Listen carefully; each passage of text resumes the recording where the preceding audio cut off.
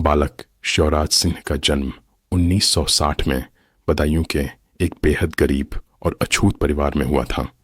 जब शिवराज 6-7 वर्ष के थे तभी उनके पिता का देहांत हो गया। बच्चों के लालन पालन के लिए उनकी मां ने भिखारी नाम के एक व्यक्ति से दूसरा विवाह कर लिया, मगर भिखारी ने शिवराज और उनकी बड़ी बहन को अपने पास रखने से साफ इनकार कर दिया। अब उनके सिर पर न बाप का साया था न मां की ममता। अपने पिता के घर लौटकर वे यादवों के खेतों में बेगारी करने लगे।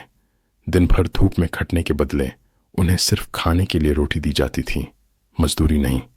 बच्चे को मजदूरी भला कौन देता, सिर्फ उनसे कठिन मेहनत कराई जाती थी। जीवित रहने के लिए 8 साल की नाजुक उम्र से ही शिवराज ने बहुत संघर्ष किया।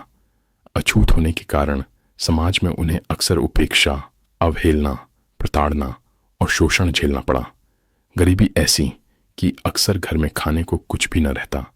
एक दिन की बात है, शिवराज और उनकी मां ने भूख मिटाने के लिए जहरीले बीज उबाल कर खा लिए। बाद में पूरा परिवार मरते मरते बचा। पेट की आग बुझाने के लिए ना चाहते हुए भी इन्होंने मृत जानवरों का मांस खाया। रोटी के लिए शहर दर शहर भटकते रहे। बूट पॉलिश किया, नींबू बेचे, दीवारों की चिनाई की, तबेले में भैंसों का काम किया, होटल में बर्तन मांजे, फार्म हाउस पर मजदूरी की, गुड़ पकाया, हल चलाया और मई जून की तपती दोपहरी में मरे हुए जानवरों का बोझ अपने मासूम कंधों पर उठाया। कम उम्र होने के कारण कई बार गिरे, थके, चोटिल हुए, ऊंची जातियों की लाठियां खाईं, पर जीवित रहने के लिए अपना बचपन अपने कंधों पर अकेले ही ढोते रहे। इस भरी दुनिया में उनको धिक्कारने वाले बहुत थे, सताने वाले थे, घृणा करने वाले थे, मगर प्यार करने वाले सिर्फ एक अंधे बूढ़े बब्बा थे। संघर्षों के थपेड़े से निकलकर यूनिवर्सिटी का प्रोफेसर बनने तक की उनकी जीवन यात्रा किसी चमत्कार से कम नहीं थी।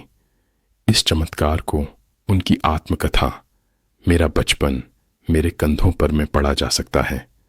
ऐसी ही और इंटरेस्टिंग फैक्ट्स के लिए लाइक और सब्सक्राइब करें।